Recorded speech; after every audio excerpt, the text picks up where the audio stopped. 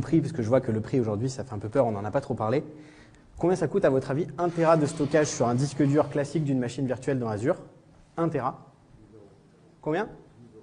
10 €, c'est un petit poil plus. C'est plutôt 16-17, mais c'est pas mal. Donc 17 € le Tera, faites le calcul, dans vos data centers, vous n'avez pas ce prix-là. C'est impossible, vu l'échelle à laquelle on achète les disques durs. Vous n'arriverez pas à faire la même économie d'échelle que nous. Alors, du coup, aujourd'hui, on avance et on termine par les services cognitifs. Les services cognitifs, c'est des services qu'on appelle intelligents. Je mets des guillemets parce que ça ne veut pas dire grand-chose. C'est des algorithmes qui vont vous aider dans le développement de vos applications, pour apporter de l'innovation dans vos applications. C'est surtout ça qu'il faut retenir. Et on a plein de services qui peuvent servir à plein de choses. Donc, on a des grandes familles. On a toute la famille Vision, sur laquelle on va essayer de travailler comme les sens humains. Cognitifs, ça vient de l'humain cognos, les sens. Et donc, on va essayer ici d'avoir des services qui répliquent les sens humains. Donc, la vision, la parole, le langage, la compréhension du langage, qui est différent de la parole. Hein. Juste, je peux traduire ce qui se passe, mais je ne comprends rien. Ou alors, je vais comprendre les intentions qui sont derrière. Qu'est-ce qu'on veut dire, qu'est-ce qu'on veut me faire faire. La partie connaissance, qu'est-ce que je vais apprendre de mes données. Et la partie search, pour essayer de faire du deep dive, aller voir ce qui s'est passé dans mes données. C'est ce qu'on a commencé à voir tout à l'heure, avec les labs aussi. OK ?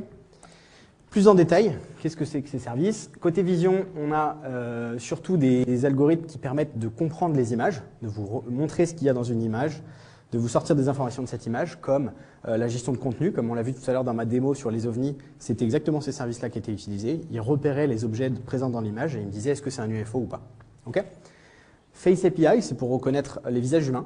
Là, on va voir une application tout à l'heure en démo. C'est vraiment, je reconnais un humain, quel est son genre, quel est son âge, et quel sentiment il a. Est-ce qu'il est plutôt heureux, pas satisfait, mécontent ou autre. C'est ces algorithmes-là, par exemple, qui sont utilisés pour Windows Hello.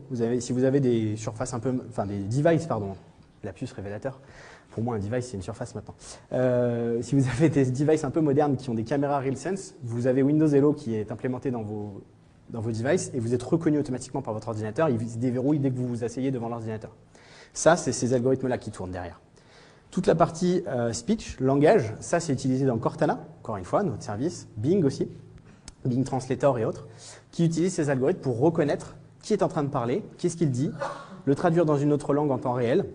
Tout ça, c'est possible. Dans PowerPoint, ceux qui ont vu les dernières versions de PowerPoint, vous pouvez faire votre présentation et en live, il serait en train d'écrire en bas ce que je dis et il le traduirait dans une autre langue ou dans plusieurs autres langues s'il le faut. Ça, c'est tout à fait possible grâce à ces API-là. La partie langage, là, on va rentrer un petit peu plus dans le dur. C'est si vous voulez faire développer des intentions à vos applications. Exemple, Cortana, commande-moi un Uber. Qu'est-ce qu'elle doit comprendre? Qu'il y a une intention derrière ça. Commande-moi quelque chose, c'est une intention. Elle veut que je fasse quelque chose. Enfin, je veux plutôt qu'elle fasse quelque chose. Elle ne me contrôle pas encore, Cortana. Et donc là-dedans, elle va reconnaître, OK, tu m'as parlé d'Uber, c'est une application. Je sais communiquer avec cette application par des API. Je vais lui envoyer des ordres. Et elle va me répondre, quand est-ce que tu veux que je te réserve ton Uber? Demain, maintenant, quand tu veux. Et où est-ce que tu veux aller?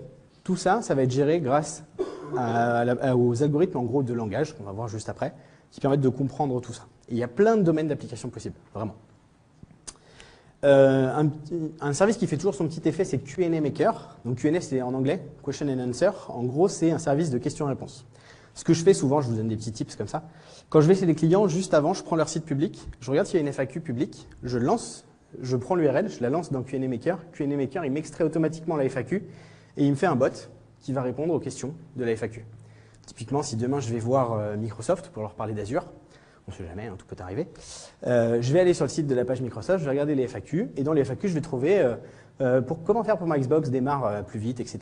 Et bien ça, je vais avoir un petit bot directement généré, j'aurais même pas codé, j'aurais juste donné l'URL de la FAQ, qui va me générer ce petit bot pour faire la FAQ premier niveau de mes clients. Ça marche très bien en démonstration. Donc, si demain vous voulez essayer sur votre site web, vous le prenez votre URL de FAQ, vous balancez ça dans Q&A Maker et ça va fonctionner. Ensuite, on va avoir deux autres familles d'algorithmes. La recherche, aujourd'hui on va passer un peu moins de temps là-dessus, c'est tout ce qui est utilisé par Bing pour vous trouver des suggestions, être capable de rechercher du contenu image ou vidéo en fonction de ce que vous lui donnez. Vous lui donnez une image en entrée, il vous retrouve les images ressemblantes, les vidéos pareil. On a un service d'analyse de vidéos qui s'appelle Vidéo Indexer, dans lequel vous poussez vos vidéos, il va les indexer complètement et il va vous ressortir le transcript de la vidéo, qui est présent dans cette vidéo, s'il sait reconnaître les speakers, si c'est quelqu'un de connu, comme Satya Nadella, par exemple, il va reconnaître que c'est Satya Nadella, comme qui vous voulez, Macron, par exemple, ou autre.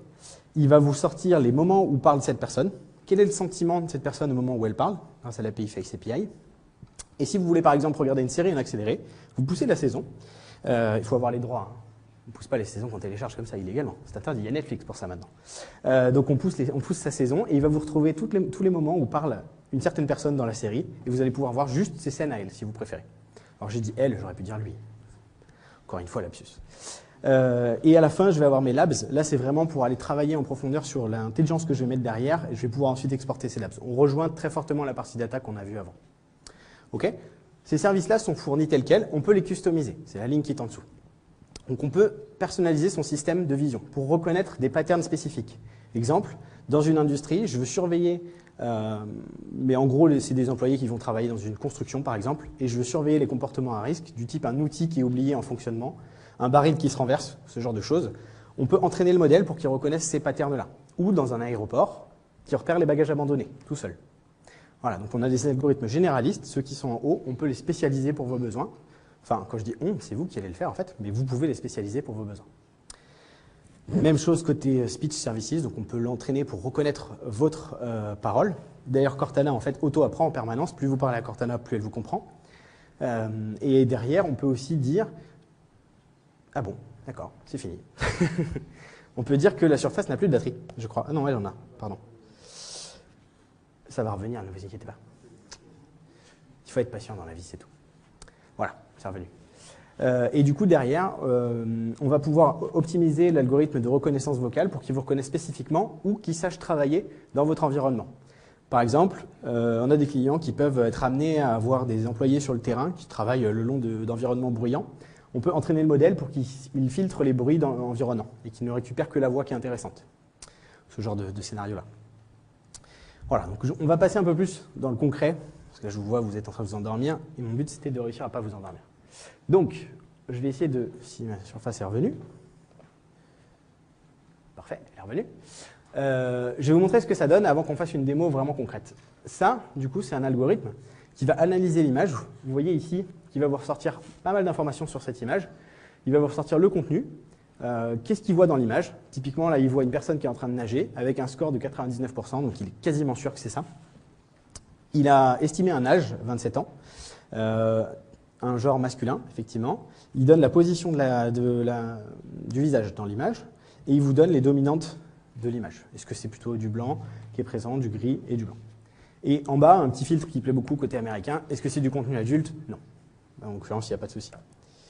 Il aurait pu se faire avoir hein, parce qu'il est torse nu. Autre scénario qu'on va reconnaître très souvent, l'OCR, donc la reconnaissance d'écriture dans des images, pour arriver à extraire le contenu d'une image. Ça, typiquement, on passe dans l'algorithme OCR, il vous ressort ce qui est écrit. Et en fait, ce qui nous ressort, c'est un JSON.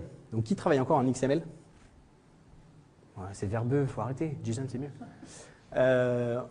Je rigole, pas de parti pris, vous pouvez faire du XML si vous le souhaitez. Je préfère le JSON en l'occurrence. Et donc ici, vous allez pouvoir voir le JSON qui est le résultat de cette API. Ici, il me dit que ce langage est écrit en anglais, parce que de base, il ne sait pas ce que c'est. Et là, en fait, il a repéré que c'est de l'anglais. Il me donne l'orientation du texte. Et il me donne effectivement ce qu'il a repéré dans le texte, à quel endroit.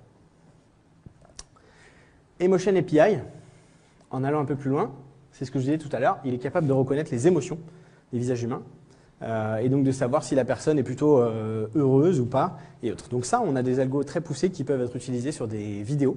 Par exemple, dans un interrogatoire, vous pouvez essayer de repérer en fait les sentiments qui se passent, ce genre de choses. Okay, ça peut être aussi pour le fun, hein, pour une application interne. On a des clients qui l'utilisent pour des animations, qui font passer du public et qui voient comment le public réagit à l'animation avec cette API. Donc je l'ai dit, Face API, en fait, il est aussi capable d'extraire des visages spécifiques dans un groupe. Si par exemple vous avez un groupe de personnes, il va reconnaître une personne spécifiquement et il est capable ensuite de retrouver toutes les photos qu'il connaît où cette personne est présente. Ça, en fait, vous le connaissez déjà dans Facebook. Pour ceux qui ont Facebook, vous avez déjà vu qu'il vous auto-tag, j'allais dire. C'est plus trop le cas en ce moment, il faut faire attention avec ce qu'on dit sur Facebook. Mais bon, bref, il est en train d'essayer de vous auto-taguer et il a une bonne confidence de vous repérer dans des photos, il va le dire et il va proposer de vous taguer automatiquement. C'est le même genre d'algorithme. Okay, là, l'idée, c'est que vous puissiez utiliser ces algorithmes pour vos projets. Un petit dernier, et après, je vous explique pourquoi c'est bien d'utiliser nos algorithmes et pas les autres. Le speaker recognition. Ici, c'est reconnaître qui est en train de parler à l'application pour effectuer des règles contextuelles. Exemple, il y a plusieurs personnes qui parlent dans une salle de réunion. Il est capable de prendre des notes en sachant qui a dit quoi à quel moment. Il prend les notes automatiquement pour vous. En disant, je sais que c'est X qui a commencé à parler, ensuite c'est Y et autres. Okay, et il va prendre les notes en fonction des personnes qui parlent. Il reconnaît le speaker. Pareil, du coup, il y a plein d'autres contextes, hein, les images, les vidéos, ce que je vous ai dit. Ah, j'ai oublié Louis avant. Louis, il faut en parler, Louis. Donc, Language Understanding Model, lui, ce qu'il fait, c'est qu'effectivement, il comprend les intentions. Je vous l'ai dit tout à l'heure, si une personne vous dit « Donne-moi des news sur mon vol qui a été retardé », là, il y a quelque chose qui est attendu derrière par l'utilisateur. Donc, il faut extraire ce qu'on appelle ici ces entités pour dire « Ok, il a envie de faire quelque chose, quelle est son intention ?» Là, il veut avoir en fait des infos sur les retards de vol. Et donc, à ce moment-là, vous voyez ici en bas le JSON qui est écrit, son intention, c'est avoir des infos sur, des news, quoi, find news. C'est ce qu'on voit ici. Il donne un score de 99%, il est quasiment sûr que c'est ça. Et donc, à partir de là, vous pouvez vous développer des algorithmes qui vont aller chercher les news en conséquence de ça. Okay, là, on vous donne la main pour rendre vos applications plus intelligentes. Si vous avez une application de news que vous pushez sur les applications mobiles, vous pouvez inclure cet appel à cette API et dire l'utilisateur peut parler à mon application et je vais automatiquement lui sortir les news qui l'intéressent. Donne-moi des news sur le dernier bébé de la princesse d'Angleterre et vous aurez des infos dessus. Le petit qui fait toujours un bel effet Q&A Maker, je vous l'ai dit, il est capable de récupérer des couples de questions-réponses. Et il est un peu plus intelligent que ça, il est capable de comprendre les questions qui sont proches les unes des autres et les réponses qui sont proches les unes des autres. Et vous pouvez adapter le modèle. Si une personne demande comment faire pour que ma Xbox démarre plus vite, ou alors ma Xbox ne démarre pas assez vite, en fait c'est la même question qui est derrière. Donc ça on peut lui apprendre pour qu'il reconnaisse ces modèles-là et qu'il ramène toujours aux bonnes questions de votre FAQ. Où trouver votre siège social? Il y a des gens qui vont vous dire comment peux-je venir à votre société, quelle est votre adresse? Toutes ces questions-là, en fait, elles amènent la même réponse. Donc ça, on va l'apprendre dans Q&A Maker. Alors, pourquoi utiliser les nôtres d'API? Pourquoi pas? Vous pourriez me dire pourquoi pas. Moi, je vais vous dire autre chose. Je vais vous dire déjà parce que c'est facile. C'est des API REST. Rien à faire. Vous l'avez vu tout à l'heure dans mon code de ma fonction. C'était une ligne de code. J'ai fait un post, c'est tout. Requête post, et hop, j'avais ma prédiction d'OVNI. Donc c'est très facile en fait de les intégrer dans des applications ou des sites web existants. Il suffit de rajouter des appels à des API REST. Facile. Et je vais payer à la consommation. J'utilise beaucoup cette API, je vais payer un peu plus. Je n'utilise pas beaucoup cette API, je ne vais rien payer du tout. C'est ça qui est génial. Flexible. On l'a dit, Microsoft pour Microsoft, c'est terminé. Microsoft pour tout le monde. Vous venez comme vous êtes, comme dirait un autre concurrent. Ils font de la nourriture, ça va. Donc c'est Node.js, Python, Apple, peu importe. C'est pas grave, il n'y a pas de problème. C'est une API REST, on l'appelle de où on veut. Il n'y a aucun souci, du moment qu'on a un device qui sait faire des appels, ou un langage qui sait faire des appels à une API REST. Et autre chose, ça a été testé. En fait, ces algorithmes-là, on les utilise nous en interne depuis très longtemps sur plein de nos plateformes. Donc là, ils n'ont pas mis les exemples les plus parlants. Ils auraient pu mettre Xbox Live, ils auraient pu mettre Bing et autres. Mais ça vous donne des idées aussi de gens qui le testent et qui l'utilisent. Et la majorité de nos algos sont disponibles sur GitHub. Vous pouvez aller les modifier s'ils ne vous plaisent pas. Vous pouvez aller voir ce qu'ils font vraiment concrètement. Et vous pouvez remonter des infos et des asks. Donc en gros, vous pouvez demander à l'équipe produit de pousser un certain service pour votre cas d'usage. Et vous avez du coup ce fameux système de user voice où on va remonter vos besoins. Ça vous paraît clair à peu près? Moi, je trouve que ce n'est pas assez clair. Je pense qu'une démo, ce serait quand même mieux. Et en plus, comme c'est la dernière du jour, elle va être pas mal. Est-ce que tu es prêt, Alexis? Parfait.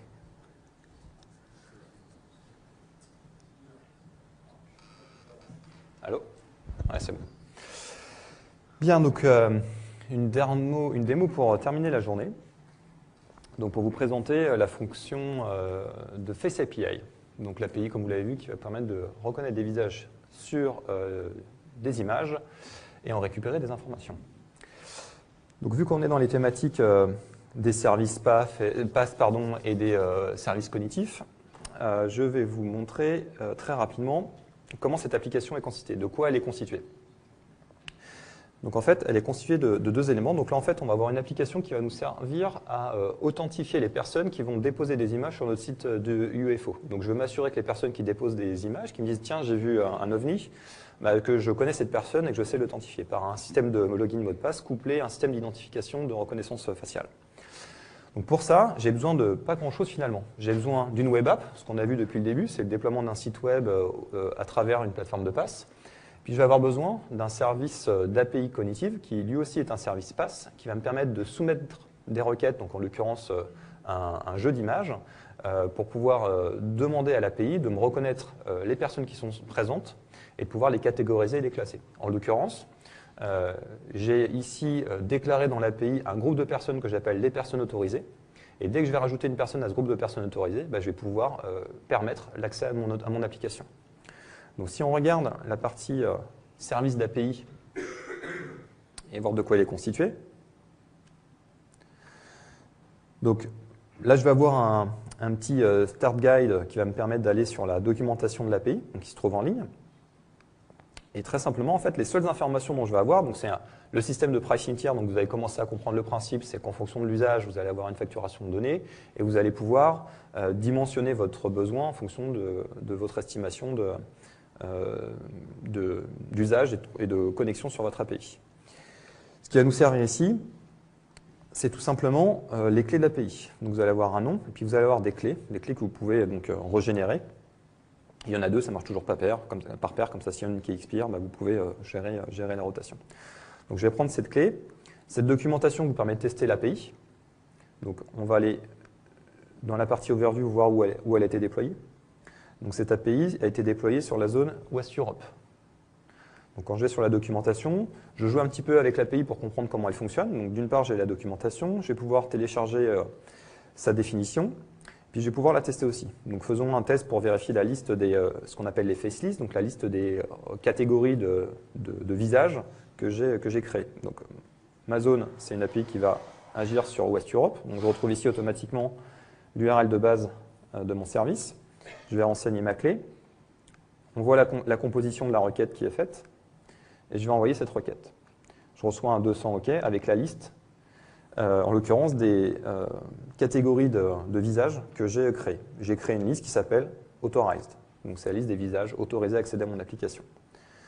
Je vais voir ensuite les visages qui se trouvent dans cette liste-là. Donc je vais aller sur Facelist. Je vais demander de récupérer la liste des visages. Je reprends la zone qui est West Europe. Je vais rentrer ma clé. Et puis je vais donner le nom de ma liste qui s'appelle Authorized.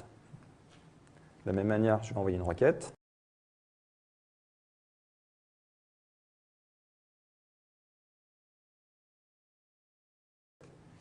Et là, je vais voir que, en l'occurrence, j'ai deux visages qui ont été autorisés. Donc là, en fait, ce qui est sauvegardé, ce n'est pas l'image. Donc là, typiquement, pour ajouter le personnel de la personne identifiée, ni ses catégories, mais c'est ce hash qui dit oui, je connais cette personne avec un niveau de probabilité de reconnaissance qui vous est restitué par l'API. D'accord ? Donc vous pouvez le tester et jouer avec ces différentes méthodes qui se trouvent en ligne. Donc là, on va basculer sur le site. Donc là, je suis en l'occurrence sur un site mobile. Donc je m'appelle Alexis, je rentre mon mot de passe. Je vais valider mon login mot de passe. Et donc là, ce qui m'est présenté, c'est un mécanisme d'authentification avec reconnaissance faciale. Donc là, je me mets face à ma caméra. Je vais demander de vérifier mon identité. Reconnaissance insuffisante. Donc là, il considère que la probabilité que ça soit bien moi n'est pas assez forte. Je suis reconnu à 55%. Le critère qui a été mis, c'est d'être au moins reconnu à 60%. Donc je ne suis pas reconnu et ça ne passe pas. On va faire une autre tentative. Je me mets en face de l'écran. 55.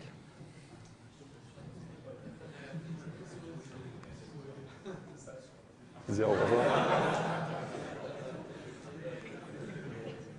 Alors. Donc ça ne fonctionne pas. Ça veut dire quoi?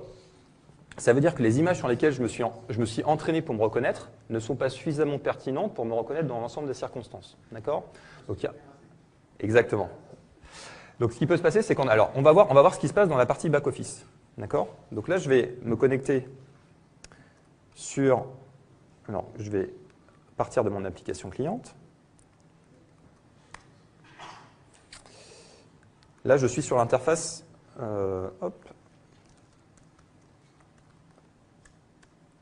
d'administration de mon site.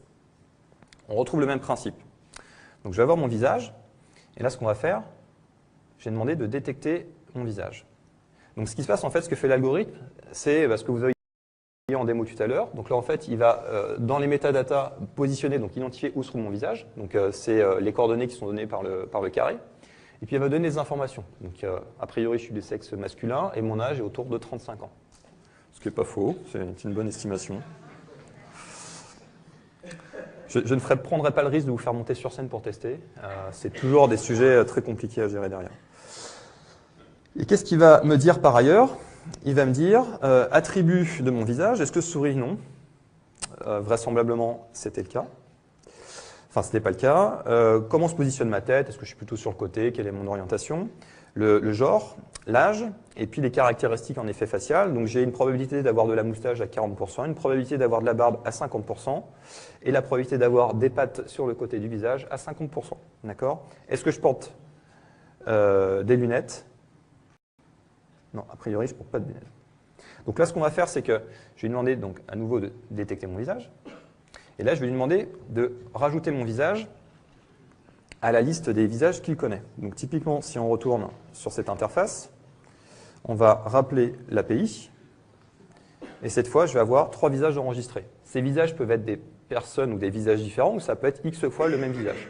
Globalement, ce qui se passe quand vous avez un algorithme comme ça de reconnaissance, c'est que souvent, en fait, vous avez une vidéo qui va tourner, on va prendre différentes facettes. Bon, ça, c'est pour la partie facile.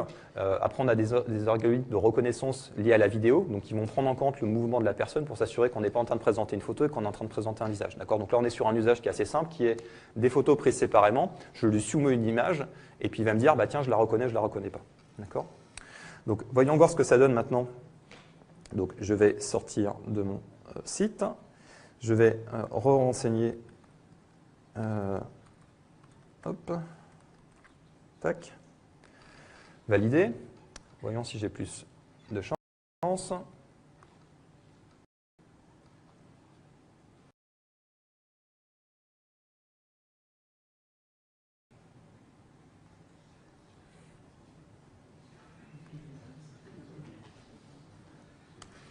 Oui. Excusez-moi, j'ai dû rafraîchir, donc on va le refaire, parce que je ne veux pas, hein, il y a toujours l'effet démo. Donc je me rapproche. Voilà. Welcome home, donc là il m'a bien reconnu avec un taux de reconnaissance supérieur de l'ordre de plus de 60%. Alors, on pourrait le faire avec toi si tu veux faire un test. Enfin bref, vous avez compris l'idée, c'est le principe. Donc c'est vraiment lié sur une probabilité de reconnaissance, et donc après il faut entraîner le modèle suffisamment pour être sûr qu'il y ait une bonne reconnaissance. Donc là on a fait quelques images, il faut en faire plusieurs pour avoir une bonne reconnaissance de l'individu. Est-ce que vous avez des questions? En parlant de biométrie, la reconnaissance faciale, pour le caméra, il ne détecte pas la gauche. Il détecte uniquement la fiscalité de la droite. Et si quelqu'un qui met cagoule, est-il possible de détecter la personne, le visage de la personne, le comportement de la personne?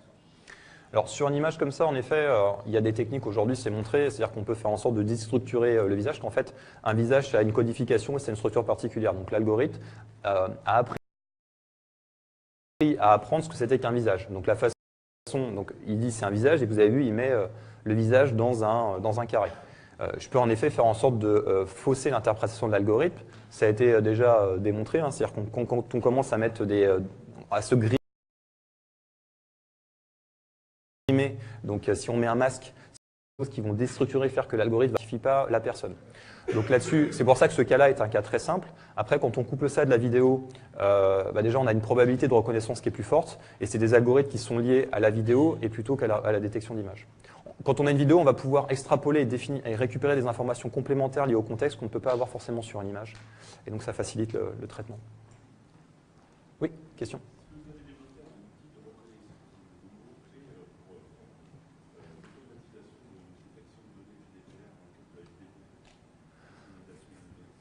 Donc de l'automatisation de la reconnaissance de données personnelles, oui.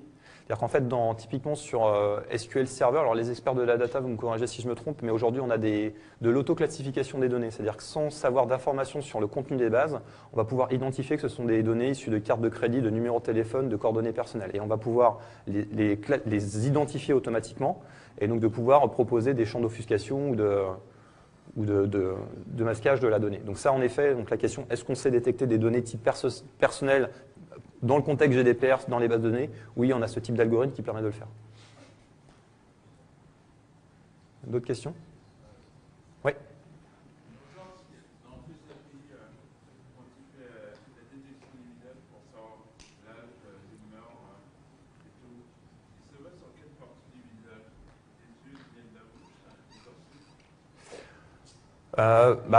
Après, le principe d'apprentissage, c'est ça qui est beau dans le sujet, c'est qu'en fait, on va exposer l'algorithme à un certain nombre d'exemples et en fait, l'algorithme va être entraîné pour retrouver des patterns qui se répètent. D'accord ? Donc aujourd'hui, l'idée, c'est pas tant de dire voilà un visage, c'est des yeux, un nez, une bouche et voilà où ça se trouve. L'objectif d'apprentissage, c'est de pas donner d'a priori et de dire voilà des exemples et par répétition des exemples, on va faire apprendre à l'algorithme la reconnaissance d'un visage. D'accord ? Donc c'est toute la force du machine learning et de ce type d'algorithme. Donc on ne code pas la manière de reconnaître un visage, on code la manière d'apprendre que c'est un visage, ou que c'est une maison, ou que c'est un chien, etc. C'est la force du principe. Hein. Ouais.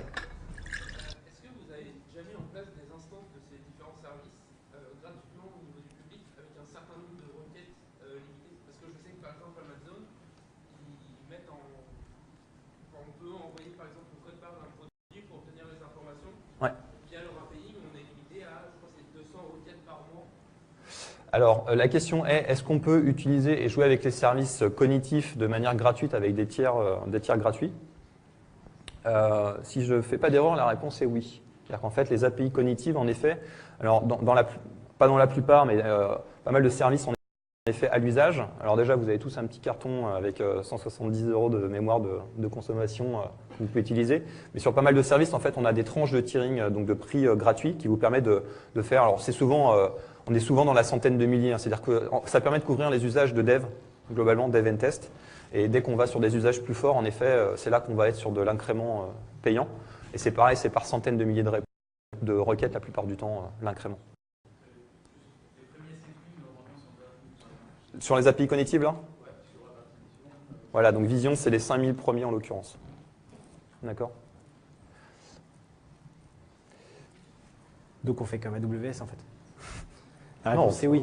Oui, enfin... Rassure-les, oui, on peut tester gratuitement Azure. C'est bon, tout va bien. Si AWS le fait, on le fait, il n'y a pas de souci. Je vous rappelle qu'on a staté publiquement que dès qu'il ferait une baisse de prix sur les machines, on appliquerait la même. Et oui, oui, c'est ça. Donc Vision API, 5000 transactions gratuites par mois. Et après, c'est par... Après, c'est $1 toutes les 100 000 transactions. 0,1... ouais. C'est un peu cher, je trouve. Donc on est quand même, vous avez largement de quoi tester sans que ça coûte trop cher. Tous les services comme ça, API ou même serverless, etc., il faut vraiment dans des usages très importants pour que ça commence à générer des montants. Enfin, c'est... Oui. Oui, dans le même sujet, quelle fonctionnalité d'accès de temps avec le programme Imagine? Alors, pardon? Alors, je suis désolé, je n'ai pas compris la question sur... Il y a Microsoft offre aux écoles. Oui. Programme Imagine pour accéder à des licences, j'ai vu savoir à quoi ça correspond, les usages de faire. Alors, je n'ai pas le détail du programme Imagine. Je sais qu'en effet, globalement, l'éducation bénéficie de tarifs particuliers ou d'accès particulier à nos services. La réponse particulière pour cette offre-là, donc la question c'est autour du programme Imagine pour l'éducation et qu'est-ce que l'on offre comme service dans ce contexte-là. J'ai pas la réponse du détail de cette technologie et puis favoriser le développement des technologies dans les... Tout à fait, tout à fait. Donc je sais qu'il y a des choses qui sont faites, j'ai pas le détail en effet de ce qui est fait. Oui. Les données d'entraînement que vous utilisez par exemple sont stockées sur Azure et dans notre espace de stockage. Les données d'entraînement, je ne sais pas vous dire. Alors, stocker dans Azure, non, parce que comme on le voit, en fait, alors là, on est sur un cas très particulier. Là, c'est de la reconnaissance d'image et la reconnaissance faciale. Donc, en fait, l'algorithme a été à entraîner, non pas à vous reconnaître vous, mais à reconnaître des visages. D'accord ? Donc, le fait que ça soit des populations particulières que vous vouliez reconnaître, c'est vous qui entraînez l'algorithme à reconnaître une type de personne donnée. D'accord ?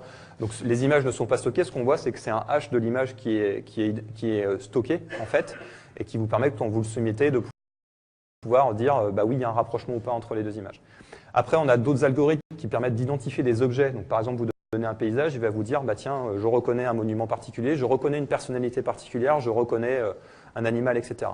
Là, en effet, nous avons utilisé des bases d'images pour entraîner. Ces bases d'images, elles ne sont pas stockées de la même manière, puisque une fois qu'on a entraîné l'algorithme à reconnaître des choses, ce n'est pas tant les images qui sont intéressantes que l'algorithme de reconnaissance qui fait sens, en fait. La valeur ajoutée, elle est sur l'algorithme, elle est plus sur le jeu d'images. Ouais. Je me permets de revenir, si tu as fini, sur la question sur le programme Imagine. Ah, tu as des éléments, très Ouais. bien, merci. Donc sur le programme Imagine, notamment pour les étudiants, en fait, ils peuvent s'inscrire au programme Imagine.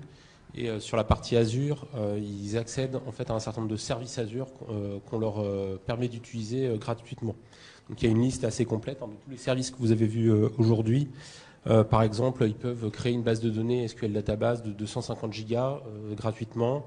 Ils peuvent utiliser des services PaaS comme App Services, donc les web apps qu'on a vus gratuitement. Ils peuvent utiliser du Azure Function qu'on a vu aujourd'hui. Ils peuvent faire 1 million de requêtes par mois. Ils peuvent faire du Machine Learning Studio qu'on a vu avant. Ils peuvent faire 100 modules par expérimentation. Donc, en fait, sur chacun des services, on va leur offrir une capacité à expérimenter et à jouer avec tout ça. Donc, la liste, vous faites sur Bing Microsoft Imagine et ils arrivent sur le portail et assez facilement, ils découvrent les avantages auxquels ils peuvent avoir accès. Du coup, qui avait posé cette question? Parce qu'il avait gagné un goodies. Bien vu. Bravo. Merci François pour ton aide. Est-ce qu'on peut juste switcher sur mon PC pour faire une dernière vidéo et après on fera le wrap-up de la journée pour vous rappeler tout ce que vous avez vu. Alors attends 2 secondes. Tac. Voilà. Je vous montre juste une démo. C'est un cas d'usage du coup de ce qu'on vous a présenté à l'instant qui a été réalisé par la R&D Microsoft. Normalement il y a du son. Bon. I'm Saqib Sheikh. I lost my sight when I was 7, and shortly after that I went to a school for the blind, and that's where I was introduced to talking computers, and that really opened up a whole new world of opportunities. I joined Microsoft 10 years ago as a software engineer. I love making things, which firstly was this idea of something that could tell you at any moment what's going on around you. I think it's a man jumping in the air doing a trick on a skateboard. I teamed up with like-minded engineers to make an app which lets you know who and what is around you. It's based on top of the Microsoft Intelligence APIs, which makes it so much easier to make this kind of thing. The app runs on smartphones, but also on the Pivot Head smart glasses. When you're talking to a bigger group, sometimes you can talk and there's no response and you think, is everyone listening really well or are they half asleep? And you never know. I see 2 faces, 40-year-old man with a beard looking surprised, 20-year-old woman looking happy. The app can describe the general age and gender of the people around me and what their emotions are, which is incredible. One of the things that's most useful about the app is the ability to read out text. Hello, good afternoon. Here's your menu. Great, thank you. I can use the app on my phone to take a picture of the menu, and it's going to guide me on how to take that correct photo. Move camera to the bottom right and away from the document. And then it'll recognize the text. Read me the headings. I see appetizers, salads, paninis, pizzas, pastas. Years ago, this was science fiction. I never thought it would be something that you could actually do. But artificial intelligence is improving at an ever faster rate. And I'm really excited to see where we can take this. As engineers, we're always standing on the shoulders of giants, building on top of what went before. And in this case, we've taken years of research from Microsoft Research to pull this off. I think it's a young girl throwing an orange frisbee in the park. For me, it's about taking that far-off dream and building it one step at a time. I think this is just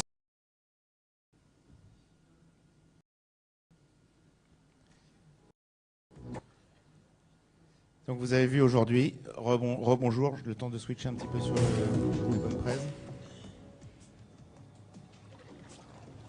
Comment?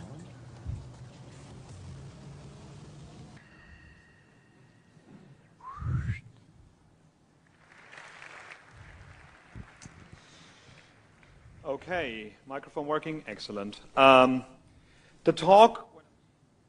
What's that? Qui c'est qui parlait à moi là? Voilà, ça y est, on est venu à la fin de cette journée, dont j'espère que vous l'avez trouvée intéressante. En tout cas, il y a encore pas mal de monde et je sens encore un petit peu d'énergie là. Et j'espère que ça a été à la hauteur de vos attentes. Vous avez vu que finalement dans la journée là, on a commencé vraiment en bas. Quand je dis en bas dans les couches, hein, c'est pas en bas dans la compétence, avec vraiment les ressources. On part du compute, on part de vraiment les éléments de base du cloud. Et pour ceux d'entre vous qui commencent juste ou qui encore n'ont pas encore complètement leur repère complet dans le cloud, vous avez vu que finalement en une journée, on est capable. Il faut un petit peu plus de temps pour jouer avec, mais en une journée, on est capable de monter sur un certain nombre de services qui vont de finalement intelligentes et avoir, que ce soit d'un point de vue business ou d'un point de vue humain pur, la puissance du cloud pour des services avancés. Le petit wrap-up, les prochaines sessions Azure Days. Donc, si vous en êtes d'accord, vous qui êtes dans la salle ou vous qui êtes en ligne, et n'hésitez pas à tweeter ou à lever la main. Si vous en êtes d'accord, on aura d'autres sessions Azure Days. Et quand je dis d'accord, c'est que logiquement, si on a bien fait notre boulot, et ce dont je doute pas de la part des experts, vous avez déjà de quoi avancer. Peut-être que vous êtes déjà plus candidat aux prochaines Azure Days. Toutefois, vous avez le droit de revenir. Mais vous avez aussi le droit d'en parler à vos collègues. Si vous avez des collègues qui, effectivement, n'ont pas encore découvert ce qu'on peut faire avec le cloud, les Azure Days sont là pour ça. Je sens un mauvais plan qui se prépare là. En tout cas, n'hésitez pas, il y a du lien pour pouvoir assister aux sessions suivantes. Au-delà des sessions d'Azure Days où vous avez les experts en ligne, enfin en direct, on fait un certain nombre d'activités qui vont être plutôt effectivement autour de la partie online. Donc vous avez les Azure Labs, donc encore une fois AKMS, hein, les célèbres Azure Labs. Donc là vous avez des experts parmi vous, parmi ceux que vous avez vus aujourd'hui et d'autres, qui font des labs rapides que vous pouvez aller voir et jouer en ligne. Donc prendre ce qu'ils ont fait, les répliquer et les faire à votre rythme. Et autre brique pour aller un peu plus loin, Azure Essentials. Donc là, on est vraiment l'étape suivante. Une fois que vous avez fait un petit peu de lab et que vous avez envie d'aller plus loin, c'est comment quasiment construire votre cursus en ligne.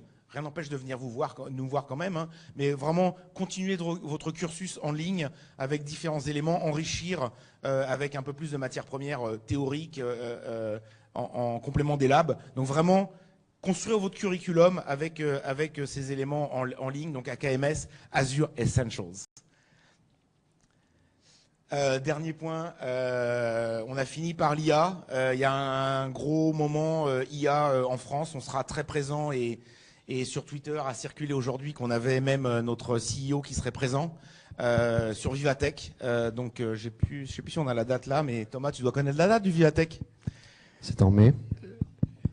24 au 26 mai. Merci. N'hésitez pas à venir. Je sens qu'il y a quelque chose qui est en train de se produire ailleurs que sous mon contrôle. Donc voilà, merci encore. Azure Days, hashtag Azure Days. N'hésitez pas à continuer la conversation avec nous au travers des sessions. L'équipe des experts, ceux qui ne sont pas complètement épuisés, n'hésitez pas à venir me rejoindre aussi, parce qu'il y a mon équipe qui est là aussi. En tout cas, merci beaucoup. J'espère que c'était à la hauteur de vos attentes. J'ai une main levée, mais avant de prendre votre question, est-ce que ça correspondait à vos attentes? Il faut voter avec les mains. N'hésitez pas, voilà, super. C'est un cadeau pour toi, Frédéric. C'est aussi la transparence. Si c'était pas bien, il faut nous le dire aussi. C'est un beau cadeau que cette conclusion. Je me permets de hacker ta session, Frédéric. Je vais prendre la question du monsieur. Ah oui, tu veux les questions d'abord ou le hack d'abord? Vote à main levée. Le hack d'abord ou la question d'abord? La question, allez, la question. Merci.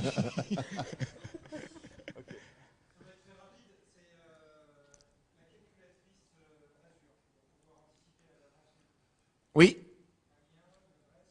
Alors vous allez il y a un seul lien à connaître, Azure, le lien azure.com, et là-dedans vous avez tout. Tout à l'heure ce matin je parlais de la roadmap, vous cherchez, vous avez roadmap, les services disponibles, et vous avez la calculette, alors je sais plus comment c'est en français, pricing, quand on est en version anglaise, et là dans la calculette vous avez tous les détails, vous trouvez votre géo, vous trouvez les notions de reserve instance par exemple, tout est sur le même site.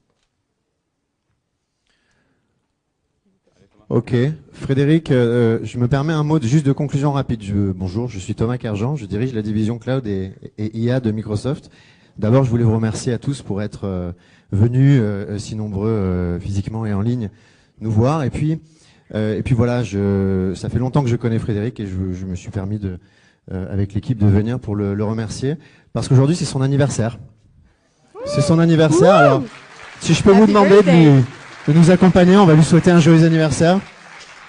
Joyeux anniversaire Frédéric. Joyeux anniversaire. Joyeux anniversaire Frédéric. Joyeux anniversaire. Merci pour tout ce que tu fais Frédéric, pour cette journée et tout ce que tu fais depuis longtemps chez Microsoft. Merci. Et merci à vous.